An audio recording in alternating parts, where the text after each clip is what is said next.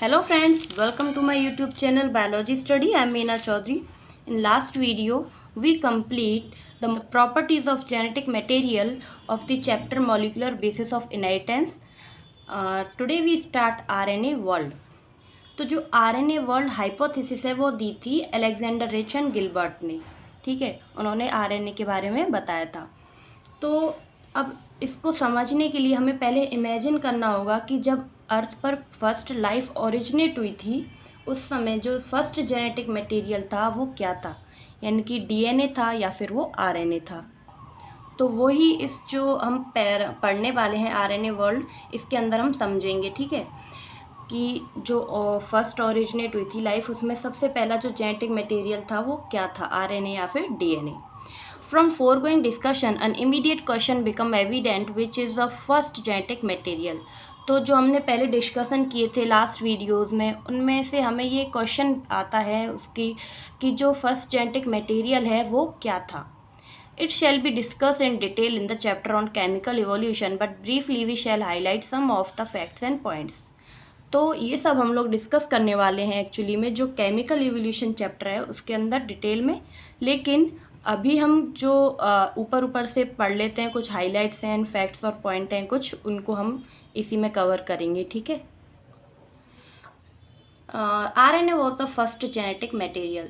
तो जो साइंटिस्ट थे उन्होंने कंक्लूजन निकाला था कि जो आरएनए है वही क्या है, फर्स्ट जेनेटिक मटेरियल है जो कि अर्थ पर फर्स्ट टाइम ओरिजिनेट हुआ था। जब अर्थ पर कोई लाइफ नहीं थी, जब लाइफ ओरिजिनेट हुई तो सबसे पहले उनमें क्या बना था, आरएनए जेनेटिक मटेरियल।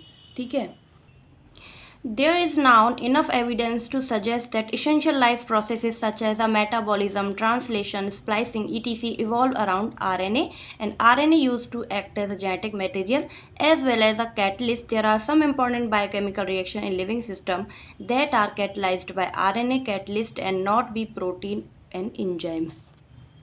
तो इसका मतलब क्या है कि इतने ही जो एविडेंसेस हैं, सबूत हैं, वही काफ़ी हैं ये सजेस्ट करने के लिए कि जो इसेंशियल लाइफ प्रोसेसेस होती हैं, यानी कि जो लाइफ ओरिजिनेट होने के टाइम जो प्रोसेसेस इम्पॉर्टेंट है उसके लिए, वो कौन करता है, आरएनए।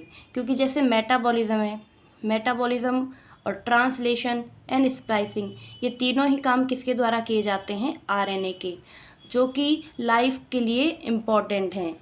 तो जब लाइफ ओरिजिनेट होती है उस समय जो मेटाबॉलिज्म, ट्रांसलेशन एंड जो स्प्लाइसिंग है, ये क्या है, इसेंशियल स्टेप्स हैं। ठीक है, और ये कौन करता है, आरएनए। इसीलिए जो आरएनए है वो जेनेटिक मटेरियल है, ऐसा कहा गया। क्योंकि जो मेटाबॉलिज्म है वो क्या होता है, तो मेटाबॉलिज्म क्या है कि जो हमारी बॉडी में टोटल रिएक्शंस हो रही है ना, वो किसके द्वारा हो रही है, मेटाबॉलिज्म के द्वारा। ठीक है, और ट्रांसलेशन क्या है, ट्रांसलेशन क्या प्रोसेस है, जैसे हमने सेंट्रल डोग्मा में देखा था कि जो आरएनए है उससे प्रोटीन बन रहे हैं, किसके थ्रू, कौन सी प्रोसेस है वो, ट्रांसलेशन। ठीक है, और स्प्लाइसिंग क्या है वो हम जो आगे स्ट्रक्चर उसके द्वारा समझेंगे, लेकिन मोटा मोटा बता देती हूँ आपको। जो स्प्लाइसिंग है उसका मतलब होता है it is a process by which the pre mRNA transferred into mature RNA, यानी कि जो प्री एमआरएनए है, यानी कि जो नॉन फंक्शनल आरएनए है, वो ट्रांसफ़र होता है किसमें, मैच्योर आरएनए में और फंक्शनल आरएनए में। ठीक है, जैसे क्या है ना, ये क्या है, एक प्री मैच्योर आरएनए है। ठीक है, इसके अंदर प्रेजेंट्स हैं एक्सोन एंड इंट्रोन। तो यानी कि एक थोड़ा सा गैप छोड़ के एक्सोन ये प्रेजेंट होते हैं। तो यानी कि ये क्या है, एक्सोन, और ये है इसमें बीच में एंट्रोन, फिर ये है एक्सोन, ये है एंट्रोन। ठीक है, उसके बाद इसी तरह जो एमआरएनए है उसमें, प्री एमआरएनए में ये एक्सोन एंट्रोन दोनों प्रेजेंट होते हैं। लेकिन जो मैच्योर आरएनए होता है ना, उसके अंदर जो ये इंट्रॉन है ना, वो क्या हो जाते हैं, गायब हो जाते हैं, हट जाते हैं। यानी कि इसी को बोलते हैं स्प्लाइसिंग, यानी कि इंट्रॉन्स का हट जाना। जो कि प्री मैच्योर आरएनए में तो इंट्रॉन एंड एक्सोन दोनों पाए जा रहे थे, लेकिन जो मैच्योर आरएनए है उसमें खाली एक्सोन्स पाए जाएंगे, इंट्रॉन हट जाएंगे, कट जाएंगे, स्प्लाइस हो जाएंगे। ओके, तो इसका क्या मतलब हुआ कि कोई भी लाइफ प्रोसेस स्टार्ट होने के लिए ये 3 स्टेप्स इम्पॉर्टेंट हैं, जैसे मेटाबॉलिज्म है, दूसरा ट्रांसलेशन है, और थर्ड क्या है, स्प्लाइसिंग। अगर ये स्टेप नहीं होंगे तो लाइफ क्या है, पॉसिबल नहीं है। तो और ये जो तीनों स्टेप्स हैं ये कौन करता है, आरएनए। ठीक है, तो इसीलिए जो आरएनए है उसको क्या बताया गया था, जेनेटिक मटेरियल, जो कि क्या है, कैटलिस्ट भी है। क्योंकि कुछ जो बायोकेमिकल रिएक्शंस होती हैं जैसे उनको फास्ट करना होता है ना, तो एंजाइम्स की जगह पे आरएनए भी यूज़ किया जाता है कैटलिस्ट की तरह, जो कि क्या करेगा, उस रिएक्शंस को फास्ट कर देगा। ठीक है, अब ये जो आरएनए है वो एक कैटलिस्ट की तरह वर्क कर रहा है, इसका मतलब ये क्या है, रिएक्टिव। अगर आरएनए रिएक्टिव है तो ये अनस्टेबल है, इसीलिए ये क्या हुआ, आगे इसमें कुछ केमिकल मॉडिफिकेशंस हुई, यानी कि कुछ केमिकल चेंजेस हुए जिसकी वजह से क्या हो गया, ये डीएनए बन गया। ठीक है, और जो डीएनए है वो इससे स्टेबल है क्योंकि उसमें कोई रिएक्टिविटी नहीं होती, और जो डीएनए है उसमें क्या होता है, एक प्रोसेस होती है जो कि इसमें कोई चेंजेस भी हो जाते हैं, कोई गड़बड़ हो जाती है, तो जो डीएनए है ना वो उसको अपने आप ठीक कर लेता है, किसके थ्रू, डीएनए रिपेयर के थ्रू। ठीक है, but RNA being a catalyst was a reactive and hence unstable. तो जो आरएनए है वो क्या है, कैटलिस्ट है, इसी वजह से वो क्या है, रिएक्टिव है और अनस्टेबल है। Therefore DNA has evolve from RNA with the chemical modifications. इसीलिए जो डीएनए है वो बना किससे, आरएनए से, क्योंकि आरएनए में क्या हुआ था, केमिकल मॉडिफिकेशंस हुई, and make it more stable, और उन्होंने क्या किया, फिर डीएनए को मोर स्टेबल बना दिया। DNA being double-stranded and having a complementary strands further resist change by evolving a process of repair। और डीएनए क्या होता है, डबल स्ट्रैंड होता है, यानी कि जैसे ये डीएनए डबल स्ट्रैंड है तो इसके बीच क्या पाए जा रहे हैं, बेस पेयर्स, जो कि किससे अटैच हैं, इनके बीच क्या है, बॉन्डिंग प्रेजेंट है।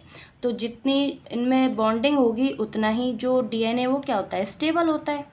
ठीक है, और इसमें जो कोई अगर बाई चांस छोटा मोटा कोई चेंज आ भी जाता है तो ये उसको किससे रिपेयर कर लेता है, रिपेयरिंग प्रोसेस, यानी कि डीएनए रिपेयर से। ठीक है, ऐसा कोई आरएनए में ऐसा कोई प्रोसेस नहीं होता कि वो अपने आप को रिपेयर कर सके। ठीक है, लेकिन डीएनए क्या करता है, डीएनए रिपेयर के थ्रू कोई भी जो चेंजेस है उसको ठीक कर लेता है। तो इस पूरे पैराग्राफ में हमने क्या पढ़ा कि जो फर्स्ट लाइफ आई थी अर्थ पे, उसमें हमने ये पता लगाना था कि ये जो फर्स्ट जेनेटिक मटेरियल था वो डीएनए था या फिर आरएनए। लेकिन अब जो 3 प्रोसेस थी, यानी कि मेटाबॉलिज्म, ट्रांसलेशन एंड स्प्लाइसिंग, इनके थ्रू ये पता लगाया गया कि जो आरएनए है वही क्या था, फर्स्ट जेनेटिक मटेरियल था, क्योंकि इसी की वजह से लाइफ स्टार्ट हुई थी। उसके बाद जो आरएनए है उसमें कुछ केमिकल मॉडिफिकेशंस हुए जिसकी वजह से वो क्या बन गया, डीएनए, जो कि स्टेबल मॉलिक्यूल था, क्योंकि आरएनए क्या था, कैटलिस्ट की तरह वर्क कर रहा था, इसलिए वो रिएक्टिव था और अनस्टेबल था। ठीक है, फिर डीएनए बन गया, और डीएनए के बाद फिर जैसे डीएनए में क्या होता है, डीएनए रिपेयर प्रोसेस होती है, जिसकी वजह से जो डीएनए में कोई चेंज आ जाता है तो वो उसको ठीक कर लेता है। ठीक है, तो अब आ जाते हैं next topic, that is a replication. तो रेप्लिकेशन क्या होता है, इसमें हम देखने वाले हैं डीएनए रेप्लिकेशन, जो कि क्या होता है, डीएनए से जो न्यू डीएनए बनता है उसको बोलते हैं डीएनए रेप्लिकेशन, यानी कि synthesis of carbon copy of DNA, यानी कि अपना डुप्लीकेशन करके या फिर कार्बन कॉपी बना रहा है डीएनए, उसको क्या बोलेंगे, रेप्लिकेशन। तो while proposing the double helical structure of a DNA, Watson and Crick had immediately proposed a scheme for replication of DNA to quote their original statement that is follows। तो जो Watson and Crick हैं उन्होंने क्या दिया था, double helical structure of DNA. ठीक है, ये क्या है, इंपॉर्टेंट है, ये याद करना है साइंटिस्ट का नाम आपको, कि जो double helical structure for DNA वो किसने दिया, वॉटसन एंड क्रिक ने। तो उन्होंने ही आगे ये स्कीम प्रपोज की थी कि जो डीएनए है उसमें जो रेप्लिकेशन है वो कैसे हो रही है, ये बताया था उन्होंने। तो उन्होंने अपना एक ओरिजिनल स्टेटमेंट दिया था जो कि क्या है ये। ठीक है, it has not escaped our notice that the specific pairing we have postulated immediately suggests a possible copying mechanism for genetic material। Watson and Crick 1953। तो 1953 में जो वाटसन एंड क्रिक थे उन्होंने क्या किया था, जब पहली बार वो डबल हेलिकल स्ट्रक्चर मॉडल दिया तो उन्होंने बताया था कि जो डीएनए है उन्हें क्या हुआ था, उस डीएनए में कुछ टाइम के बाद आइडिया लग गया था कि जो डीएनए है वो किस तरह से रेप्लिकेट करता है और कैसे जो कॉपी है वो बनाता है, उसका मैकेनिज़्म क्या है। ठीक है, तो यही उनका जो था वो ओरिजिनल स्टेटमेंट था, जिसका ये मतलब था कि उन्हें क्या हुआ था, आइडिया लगा था कि जो डीएनए किस तरह रेप्लिकेट करता है और कैसे जो पॉसिबल कॉपीज़ हैं वो बना रहा है, यानी कि पेरेंट्स से जो डॉटर डीएनए बन रहे हैं वो कैसे बन रहे हैं। The scheme suggested that the two strands would separate and act as a template for the synthesis of new complementary strand. After the completion of replication, each DNA molecule would have one parental and one newly synthesized strand. This scheme was termed as semi-conservative DNA replication.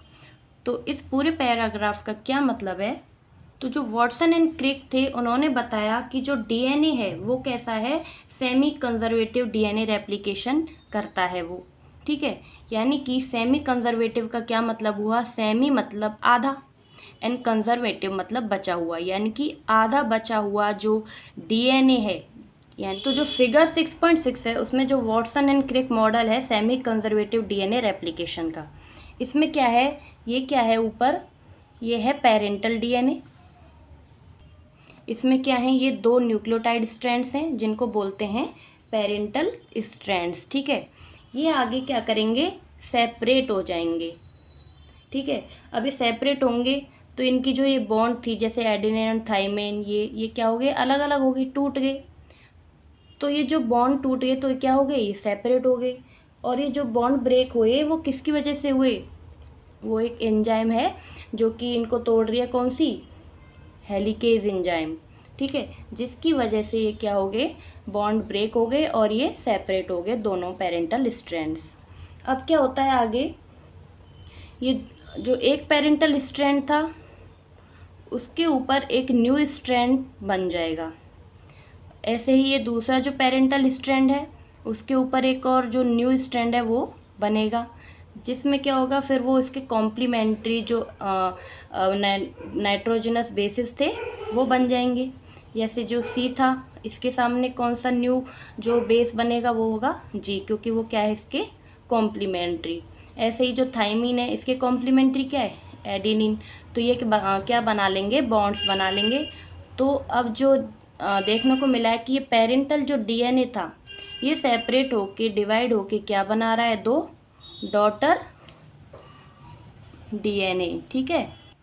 तो जो ये DNA बन रहा है daughter DNA, इसमें क्या होगा, एक जो स्ट्रैंड है वो तो कौन सा है, पेरेंटल है, और जो दूसरा बना है वो कौन सा है, न्यूली सिंथेसाइज स्ट्रैंड, ठीक है।